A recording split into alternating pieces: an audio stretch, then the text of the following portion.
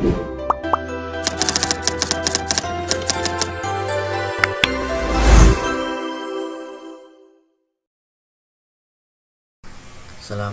warahmatullahi wabarakatuh. Perkenalkan, nama saya Rekan Jalil Ma'ruf. Saya dari Fakultas Universitas Mulia Kudus dengan prodi Sistem Informasi dengan NIM 2020-53151 dari kelas C, akan menjelaskan tentang analisa data kuantitatif. Di sini analisa data kuantitatif merupakan suatu kumpulan dari nilai yang mencerminkan karakteristik dari individu-individu dari suatu populasi. Data biasanya merupakan angka, huruf maupun gambar.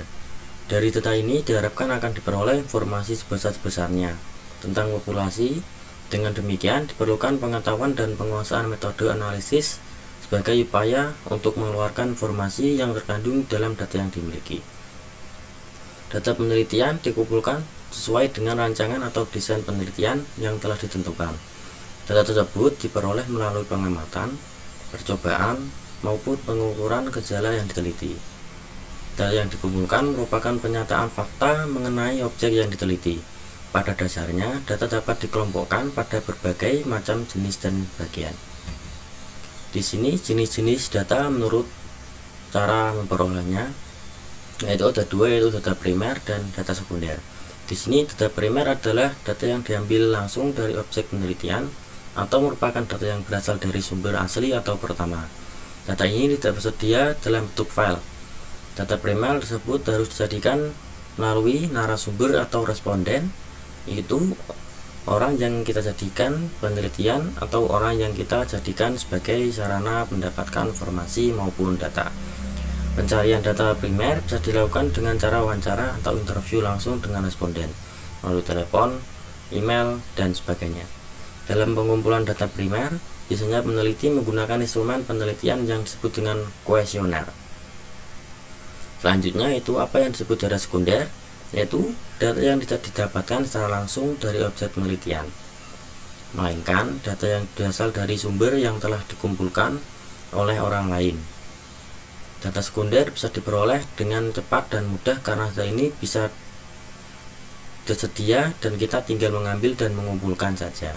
Data sekunder dapat dijadikan kumpulan atau perpustakaan perusahaan-perusahaan dan organisasi perdagangan, biro pusat statistik, dan kantor-kantor pemerintahan seperti data dari Badan Pusat Statistik atau BPS, data hasil riset, dan data dari perusahaan dan lain sebagainya.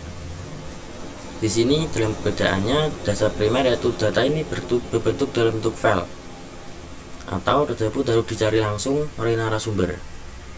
Ya, yang perbedaan kedua yaitu data sekunder, yaitu data yang sudah ada atau kita langsung bisa diperoleh dengan cepat dan mudah.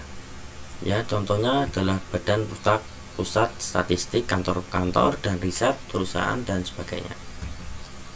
Dan selanjutnya, jenis-jenis data berdasarkan sumber data, yaitu pertama data internal. Data internal adalah data yang menggambarkan situasi dan kondisi pada suatu organisasi secara internal. Misal, data keuangan, data pegawai, data produksi, dan sebagainya. Selanjutnya yaitu data eksternal. Apa itu data eksternal? Yaitu data yang menggambarkan situasi serta kondisi yang ada di luar organisasi. Contohnya adalah data jumlah penggunaan suatu produk konsumen, tingkat preferensi, pelanggan, persebaran penduduk, dan sebagainya. Di sini klasifikasi data berdasarkan jenis datanya, yaitu data kuantitatif dan data kualitatif. Data kuantitatif adalah data yang dipaparkan dalam bentuk angka-angka. Misal adalah jumlah pembeli pada saat menjelang Hari Raya Idul Fitri, tinggi badan mahasiswa, dan lain sebagainya. Dan selanjutnya yaitu apa itu data kualitatif, yaitu data yang disajikan dalam bentuk kata-kata, mengandung makna. Contoh seperti persepsi konsumen terhadap botol air minum dalam kemasan, anggapan para ahli terhadap bencana alam yang terjadi di Indonesia. Di sini perbedaan data kuantitatif dan kualitatif, yaitu data kuantitatif di sini hanya berbentuk dalam angka-angka. Misal tinggi mahasiswa berapa, berat mahasiswa berapa, pembeli saat menjelang Idul Fitri berapa, dan lain sebagainya. Dan data kualitatif di sini adalah data yang mengandung kata-kata atau makna, seperti persepsi para ahli terhadap bencana yang terjadi di Indonesia. Selanjutnya yaitu pembagian jenis data berdasarkan sifat data. Di sini datanya yaitu data discrete dan data continue. Data discrete di sini adalah data yang nilainya adalah bilangan asli. Contoh bilangan mata uang rupiah dari waktu ke waktu dan sebagainya. Dan selanjutnya yaitu data continue. Data continue adalah data yang nilainya ada pada suatu interval tertentu atau berada pada nilai yang satu nilai ke nilai lainnya. Sebagai contoh, penggunaan kata sekitar, kurang lebih, kira-kira, dan sebagainya. Dinas Pertanian daerah mengimpor bahan baku pabrik pupuk kurang lebih 850 ton. Ya, contohnya tersebut. Di sini jenis-jenis data menurut waktu pengumpulannya. Di sini adalah pertama data cross section dan kedua adalah data time series atau data berkala. Di sini data cross section adalah data yang menunjukkan titik waktu tertentu. Contoh laporan keuangan per tanggal 31 September 2006, data pelanggan PT PLN bulan April 2006 dan lain sebagainya. Di sini perlu digarisbawahi yaitu data yang menunjukkan titik awal tertentu atau pada saat tertentu. Yang kedua itu data time series atau berkala. Data berkala adalah data yang datanya menggambarkan suatu dari waktu atau periode secara historis. Contoh data time series adalah data perkembangan nilai tukar rupiah terhadap dolar Amerika pada tahun 2005 sampai 2006. Di sini perbedaannya yaitu apa itu data cross section dan data time series. Data cross section adalah data pada waktu itu. Ya, diperinci contoh laporan keuangan per tanggal 30 September 2006 pada hari, tanggal, dan tahun. Ya, kalau data time series yaitu data dalam waktu ke waktu. Contoh ini apa? Nilai tukar mata uang dolar ke rupiah atau rupiah ke dolar pada tahun 2005 sampai 2006. Di sini selanjutnya yaitu metode observasi. Metode observasi merupakan salah satu cara yang bisa digunakan untuk mengumpulkan data. Metode observasi ini biasanya digunakan untuk mengetahui perilaku masyarakat secara detail. Ada beberapa keunggulan. Observasi jika dilakukan untuk mengumpulkan data dalam penelitian antara lain adalah sebagai berikut, yaitu cocok untuk perilaku nonverbal. Yang kedua, yaitu lingkungan alami. Yang ketiga, analisis longitudinal. Kelemahan metode observasi. Di sini sementara itu observasi juga memiliki beberapa kelemahan, antara lain yaitu kekurangan terkendali atau lack of control. Yang kedua, sulit dikuantifikasikan. Yang ketiga, peneliti memberi skor terhadap pendapat yang diberikan. Yang keempat yaitu ukuran sampel kecil. Di sini tabulasi data. Tabulasi data yang dikumpulkan selanjutnya diklasifikasikan dan diorganisasikan secara sistematis serta diolah secara logis menurut rancangan penelitian yang telah ditetapkan. Pengolahan data diarahkan untuk memberi argumentasi atau penjelasan mengenai tesis yang diajukan dalam penelitian berdasarkan data atau fakta yang diperoleh. Apabila ada hipotesis, pengolahan data diarahkan untuk membenarkan atau menolak hipotesis. Dari data yang sudah diterolah, kadang kala dapat dibentuk hipotesis baru. Apabila ini jadi, maka siklus penelitian dapat dimulai lagi untuk membuktikan hipotesis baru. Dan selanjutnya yaitu data bisa didapatkan dengan cara survei langsung di lapangan, observasi, dan sebagainya. Setelah kita mendapatkan data yang telah dikumpulkan dengan metode yang kita pilih, langkah selanjutnya adalah bagaimana cara kita mengolah data yang ada agar menampilkan hasil yang kita inginkan atau yang kita ungkapkan. Data yang tersebut bisa ditampilkan dalam bentuk tabel maupun grafik untuk memudahkan kita dalam memahaminya. Ada dua cara yang bisa digunakan untuk seorang menyajikan hasil dari sebuah studi kuantitatif. Cara yang pertama adalah membeberkan angka-angka dalam sebuah tabel atau daftar. Dan cara yang kedua adalah menyajikan grafik sebagai besar orang lebih menyukai tampilan grafik dengan alasan bermacam-macam. Ini di samping lebih menarik dari segi warna dan bentuknya, dalam hal penggunaan grafik juga lebih informatif. Penyajian data selain dapat disajikan dalam bentuk-bentuk tabel, juga dapat disajikan dalam bentuk gambar atau grafik. Penyajian data dalam bentuk tabel biasanya disajikan dalam beberapa arah, antara lain tabel satu arah one way table, yaitu tabel yang hanya memuat satu keterangan saja.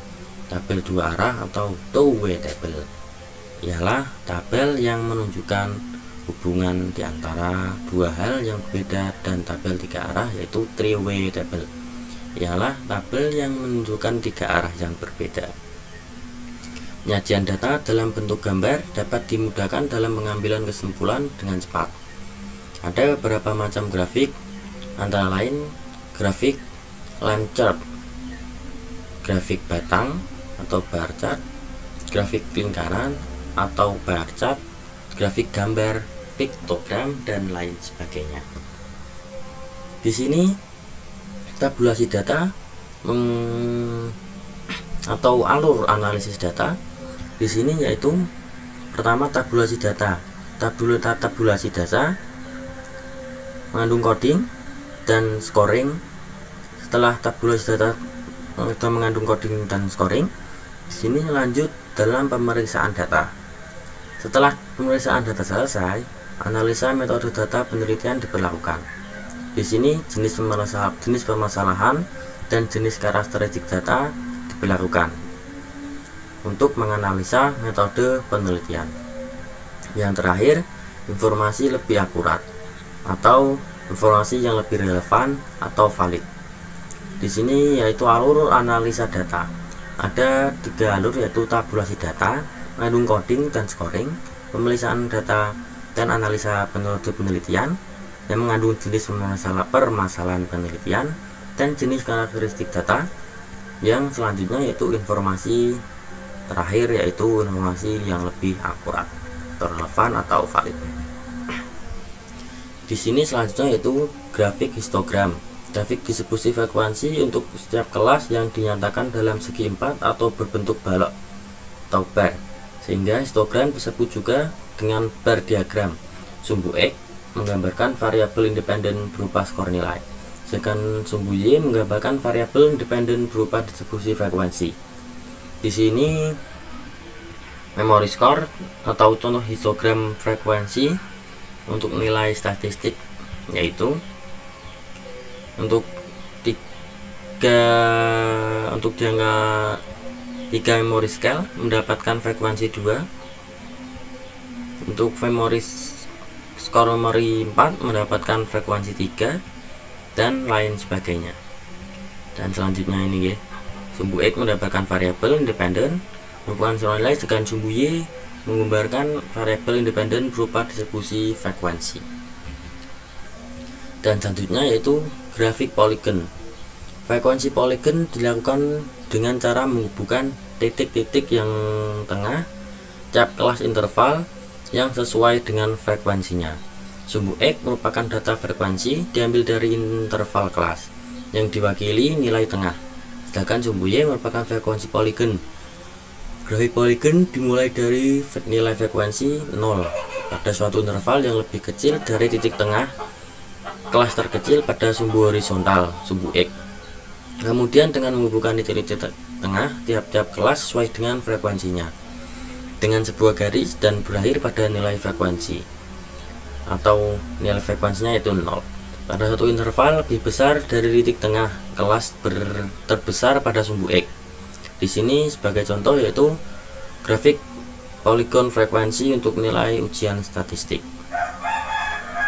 Untuk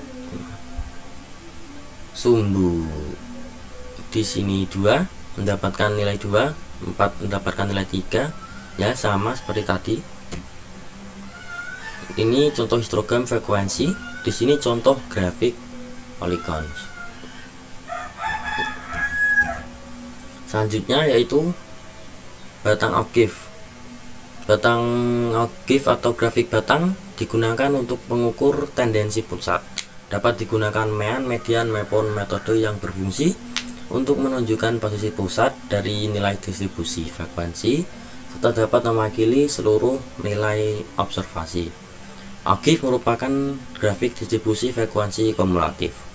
Di sini sebagai contoh gambar grafik batang frekuensi untuk nilai statik ujian statistik. Di sini untuk nomor telepon 4, history date atau data history. Di sini 2 dan family date di sini aja itu 14. Ya. Selanjutnya mean. Apa itu mean? Mean atau rata-rata hitungan dapat dicari dari data yang tidak dikelompokkan maupun data yang dikelompokkan dalam distribusi frekuensi. Dengan rumus mencari mean yaitu P X sama dengan BXI per N. Sebagai contoh, di sini ada soal data dari suatu kelas yaitu 28341. Rata-rata sampel yaitu diberlakukan yaitu P data dimasukkan 28341. Data sudah dimasukkan, N-nya ber N itu total berapa nilai yang ada atau berapa nilainya, bukan nilai 2 tambah 8 bukan, tapi 1, 2, 3, 4, 5, yaitu ada 5 angka. Di sini dijumlahkan 2 tambah 8 di sini 10, 10 tambah 3 13, 13 tambah 3 7, 13 tambah 4 17, 17 tambah 1 18, 18 per 5 di sini mendapatkan nilai 3,6 sebagai contoh dari mean. Selanjutnya yaitu median. Apa itu median? Median adalah suatu nilai yang membagi distribusi frekuensi menjadi dua bagian yang sama. Median juga dapat dikatakan sebagai titik tengah dari sebuah distribusi frekuensi. Pada gambar 2.2 terlihat bahwa jika distribusi persis sama atau normal, exactly symmetric, ini berarti mean, median, dan metodenya sama. Begitu pula sebaliknya, jika distribusi condong skewed, ini berarti ketiga alat ukur yaitu mean, median, metodenya sama-sama berbeda. Sebagai contoh, di sini ada data sebuah kelas 28341. Data diurutkan menjadi 1 2 3 4 8 8. Nilai tengahnya yaitu 3 dan 4. Jadi mediannya adalah mediannya adalah 3 tambah 4 per 2 sama dengan 3,5. Gini ya, antara 3 dan 5. Di sini antara angka 3 dan 5 yaitu nilai tengahnya yaitu 3 dan 4 ya, per 2. Selanjutnya, apa itu modus? Modus yaitu suatu nilai yang jadi pada frekuensi yang terbesar menurut Jugianto pada tahun 1990. Sesuatu distribusi yang punya nilai modus disebut unimodal, sedangkan yang mempunyai 2 modus disebut bimodal, sedangkan yang mempunyai modus lebih dari 2 yaitu multimodal. Di sini ada contoh data yaitu 5 15 15 1 5 15 18 25 mempunyai nilai sebuah modus yaitu 15 disebut unimodal. Apa itu unimodal? Yang mempunyai satu nilai modus. Data 5 15 15 25 25 30 40 diurutkan dari data yang kecil ke data yang besar, punya nilai modus 15 dan 25, disebut bimodal. Selanjutnya, distribusi frekuensi berdasarkan nilai tengah. Di sini distribusi frekuensi berdasarkan nilai tengah pada gambar 5 yaitu metodenya mempunyai garis merah dan mediannya mempunyai garis biru bisa dilihat, dan meannya mempunyai garis ungu. Di sini sama titiknya yaitu sama titiknya. Distribusi frekuensi berdasarkan nilai tengahnya. Selanjutnya, letak median dalam kurva distribusi frekuensi berbeda-beda. Seperti tampak pada gambar 6, pada dasarnya bentuk distribusi frekuensi dapat digolongkan ke dalam dua bentuk, yaitu satu bentuk distribusi kecondongan atau skewed, baik distribusi yang condong negatif, negativity skewed distribusi, dan distribusi yang condong positif. Yang kedua yaitu bentuk distribusi normal. Selanjutnya, distribusi kecondongan atau skewed merupakan hasil dari pengukuran data untuk menentukan posisi relatif dari mean, median, dan mode. Bila bentuknya dan modus ini salah ya. Bila bentuknya distribusi normal simetrik, maka posisi mean sama dengan median sama dengan mode. Bila distribusi condong ke kanan, distribusi skewed right, maka median berada pada antara metode dan mean, dan metode lebih kecil dari mean. Bila distribusi condong ke kiri, distribusi skewed left atau ke kiri, maka median berada di antara metode dan mean, dan metode lebih besar daripada mean. Untuk jelasnya dapat dilihat pada gambar 6. Selanjutnya, berbagai macam bentuk distribusi frekuensi. Di sini bisa dilihat yaitu kurang dari S, S sama dengan, dan S lebih dari S. Negatif skewed distribusi, simetrik distribusi atau skewed, positif skewed distribusi. Gambar 7 atau berbagai macam bentuk distribusi frekuensi. Selanjutnya, prosedur penggunaan tabel dan grafik. Berikut ini merupakan bagian data kuantitatif dari data kuantitatif yang dapat digunakan dalam pembuatan tabel dan grafik. Di sini mencakup nomor 1 data yaitu apa? Datanya ada dua, data kuantitatif dan kualitatif. Data kualitatif mencakup metode tabel dan metode grafik. Metode tabel dan metode grafik. Metode tabel di sini mencakup distribusi frekuensi relatif atau persen distribusi frekuensi, dan tabulasi silang. Metode grafik di sini mencakup pie chart dan bar graph. Dan selanjutnya dari data kuantitatif, yaitu di sini ada dua, metode tabel dan metode grafik. Dalam metode tabel di sini mencakup distribusi frekuensi relatif dan kumulatif,